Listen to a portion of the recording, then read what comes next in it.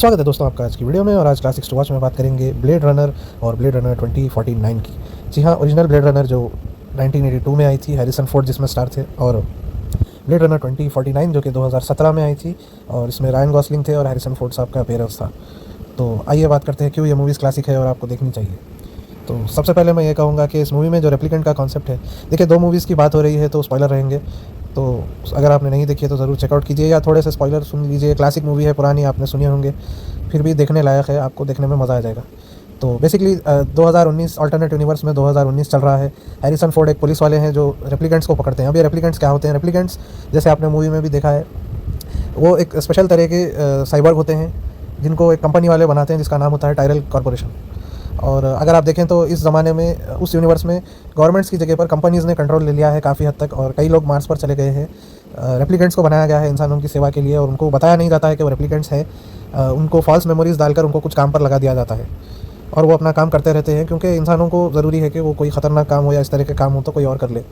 तो उनको पता नहीं होता कि वो रेप्लिकेंट्स हैं और उनकी जो मेमोरीज़ हैं वो फेक है। इस तरह से उनमें से कई समझ नहीं पाते। जो समझ जाते हैं फिर वो भागने लगते हैं, और जब वो भागने लगते हैं तो हैरिसन फोर्ड के जैसे जो ऑफिसर है, जिनको ब्लेड रनर कहा जाता है, जो मूवीज़ का टाइटल है, वो आते हैं, फिर उनको ख़त्म कर देते हैं कंपनीज़ के ऑर्डर पर, पुलिस के ऑर्डर पर, कि वो ताकि वो लोग जो है वो भागकर कोई रेवोल्यूशन ना स्टार्ट कर दें इंसानों के खिलाफ।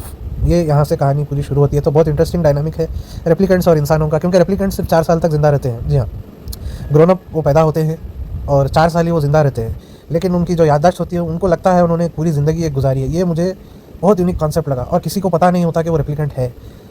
उसके मन में तो उसको लगेगा हमेशा कि उसने एक पूरी ज़िंदगी जी है, वो इंसान था, उसने सब कुछ किया है, इंसान था, इंसान थी, वॉटेवर, उसने हर वो चीज़ की है जो आप और हम करते हैं। तो मुझे बहुत यूनिक बात लगी। और रेप्लिकेंट्स फिर जो भाग जाते हैं तो वो क्या करते हैं, वो कुछ लोग अपने हिसाब से जीवन जीते हैं, कुछ लोग गवर्नमेंट को, कंपनी को ख़त्म करने की साजिश करते हैं। तो पहली मूवी में जैसे हमने देखा, 4 रेप्लिकेंट आते हैं और वो साजिश करते हैं कि वो कंपनी को ख़त्म कर देंगे, क्योंकि उन्होंने इस तरह से उनको बनाया है। जब जीवन देना ही था तो अच्छा क्यों नहीं दिया, जैसे कई लोग शिकायत करते हैं ऊपर वाले से। तो 4 साल का ही जीवन उनको मिलता है, तो वो सोचते हैं कि 4 साल में इसको बताना पड़ेगा कि क्यों हमारे साथ ऐसा हो रहा है, क्या हो रहा है, हम क्या फ़ील कर रहे हैं। और मूवी के शुरुआत में ऑब्वियसली हैरिसन फोर्ड अगेंस्ट होते हैं, तो ये भी एक अच्छा डायनामिक है।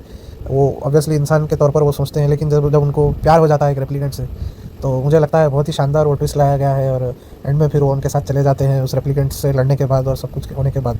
और लास्ट में जो वो एवरग्रीन सीन है, जो रेप्लिकेंट बोलता है कि आंसू जो है वो बारिश में घूम जाते हैं, और इसी तरह जीवन कब ख़त्म हो जाता है। मतलब जो उसका डायलॉग है बहुत ज़बरदस्त है। आप इंग्लिश में वो डायलॉग देख सकते हैं, मूवी कोई भी भाषा में देखिए एक बार, ओरिजिनल जो उसने बोला है वो भी देखिए, बहुत ही शानदार है।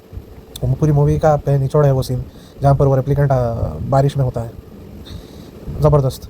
तो ऐसी एक थॉट प्रोवोकिंग स्टोरी, और मुझे लगता है वो पहली मूवी इसलिए बहुत चली क्योंकि उस ज़माने में डिस्टोपियन साईफाई, यानी कि जो ऐसे साईफाई जो धरती के फ्यूचर को ख़राब बताते हैं या बहुत चिंताजनक फ्यूचर बताते हैं, ऐसे मूवीज़ मेन स्ट्रीम में पॉपुलर नहीं थे। कुछ कुछ मूवीज़ आई थी, स्पेस ऑडिसी को भी मैं डिस्टोपियन नहीं कहूँगा, क्योंकि उसमें पूरी लार्जर एज ए सोसाइटी को एक्सप्लोर नहीं किया गया है। वो एक किस्म का हॉरर साईफाई उसको कह सकते हैं। लेकिन अगर आप देखें, लोगन्स रन करके एक मूवी है पुरानी, वो भी ज़रूर चेकआउट कीजिए, उस पर भी वीडियो बना देंगे एक दिन, तो उसमें आपको देखने मिलेगा। लेकिन वो ऐसी फेमस मेन स्ट्रीम मूवी वो नहीं है।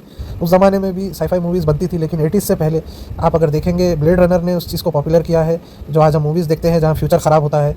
तो जो डिस्टोपियन मूवी, डिस्टोपियन साईफाई जिसे हम कहते हैं, ये ब्लेड रनर और इसका किसी को श्रेय जाता है, दूसरा तो वो टर्मिनेटर को जाता है। ये 2 मूवीज़ ने उस ज़माने में, जो 82 में ब्लेड रनर आई, 84 में टर्मिनेटर आई, ज़बरदस्त तरीके से उन्होंने पॉपुलराइज़ किया डिस्टोपियन साईफाई को।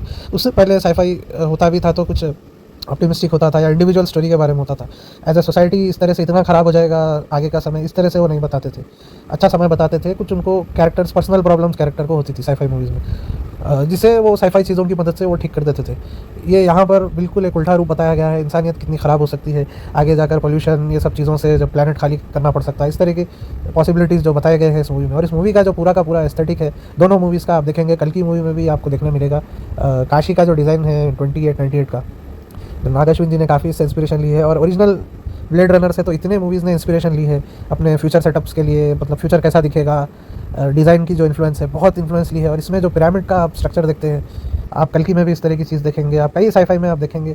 ब्लेड रनर के जो पिरामिड हैं वो आइकॉनिक है, इतने बड़े बिल्डिंग्स। बल्कि इसके बारे में मैं आपको एक यूनिक बात बताता हूँ, जापान में और कई जगहों पर इस तरह के, इस मूवी के आने के बाद कई आर्किटेक्ट्स ने जाकर डिज़ाइन पेटेंट भी करवाए हैं कि कभी किसी फ्यूचर में आज से चाहे 100 साल हो जाए, 2082 से चाहे 2182 हो जाए, लेकिन उन्होंने ट्रेडमार्क्स कराए हैं कंपनीज़ ने उस डिज़ाइन के ऊपर, उस तरह का डिज़ाइन बनाने के लिए, ब्लेड रनर से इंस्पायर होकर। जी हाँ, कि कभी उस तरह के मटेरियल बनेंगे या कुछ कंस्ट्रक्शन टेक्निक बनेगी तो डिज़ाइन इतने बड़े पिरामिड और जो इस तरह का डिज़ाइन है वो हम उससे इंस्पायर होकर उन्होंने डिज़ाइन बनाए हैं।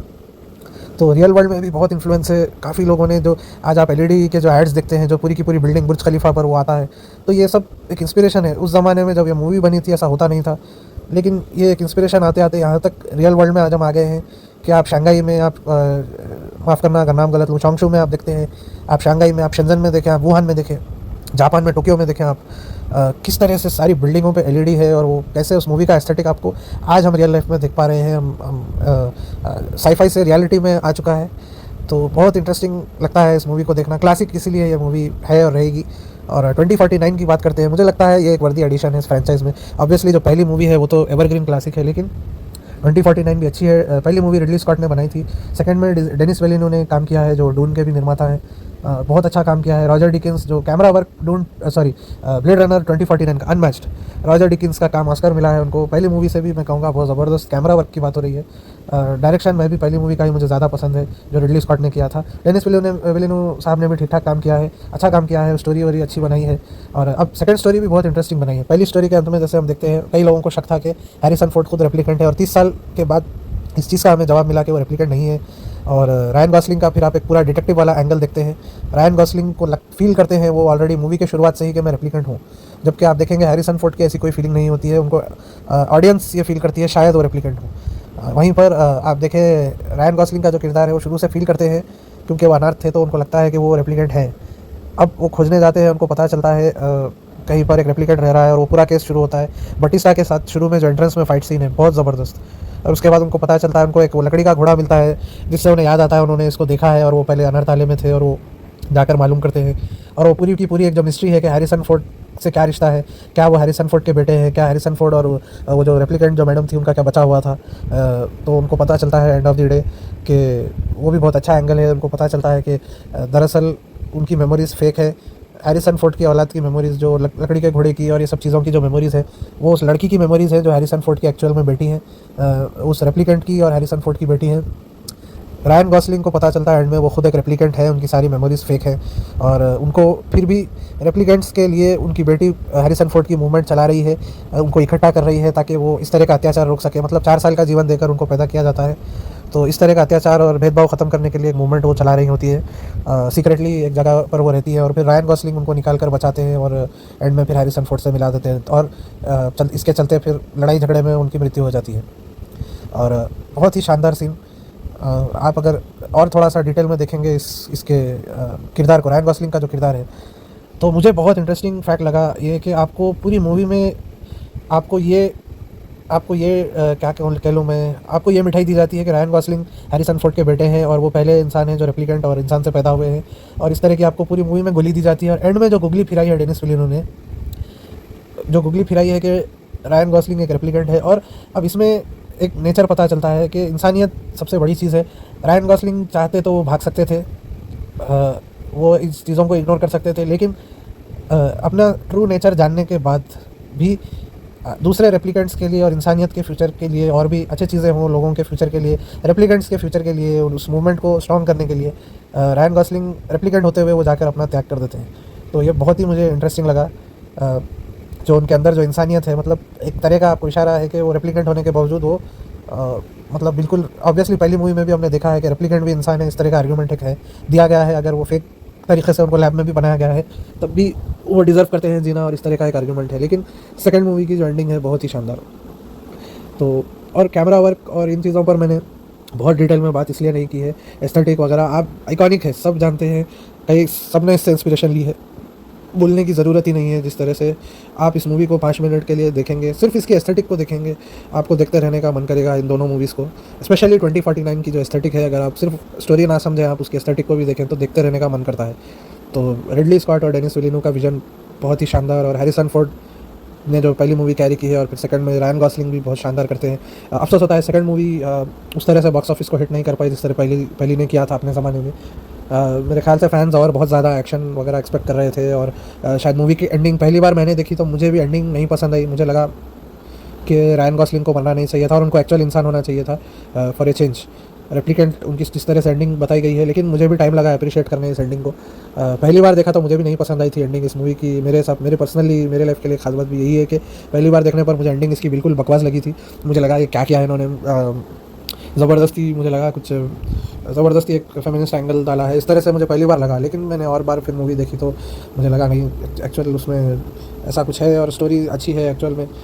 और सिर्फ इसको इस एंगल से नहीं देखना चाहिए, हर चीज़ को पहली नज़र में इस तरह से बिल्कुल कंफ्यूज कभी कभी होता है। मुझे लगता है कई लोगों को इस तरह से मेरी ही तरह पहली बार में एंडिंग नहीं पसंद आई तो फिर वो नाराज़ हो गए और रिव्यू अच्छा नहीं दिया, और कई लोगों ने फिर मूवी नहीं देखी और उस तरह की सक्सेस वो मूवी नहीं हो पाई। क्योंकि फिर ओरिजिनल से देखे हैरिसन फोर्ड की ओरिजिनल, रिडली स्कॉट जैसे बड़े लोगों से फिर अब आप कंपैरिजन पे आ जाएंगे तो फिर लोग कहते हैं अरे भाई वो बात नहीं आई, 30 साल बाद सीक्वल बनाया लेकिन वो बात नहीं आई है। वो फिर वो एक अलग फैन बेस आ जाता है ओरिजिनल का, एक सब फैन बेस जो आप समझ गए होंगे, तो इस वजह से वो चल भी नहीं पाई। तो इस पर वाइट फील्ड का भी एक एपिसोड बनाया जा सकता है और डिटेल में हम जा सकते हैं, क्योंकि मूवी क्लासिक होने के साथ साथ फिर एट द सेम टाइम एक वाइट फील्ड वाली कैटेगरी में भी आती है 2049। तो लेकिन मेरे हिसाब से इनकी लेगेसी है मूवीज़ की, लोग याद रखेंगे। भले ही 2049 बॉक्स ऑफिस पर ना चली हो, लेकिन दोनों मूवीज़ अगर आप देखेंगे आपको भी समय तक याद रहेंगी ये मूवीज़। तो वीडियो देखने के लिए धन्यवाद, हैव अ गुड डे।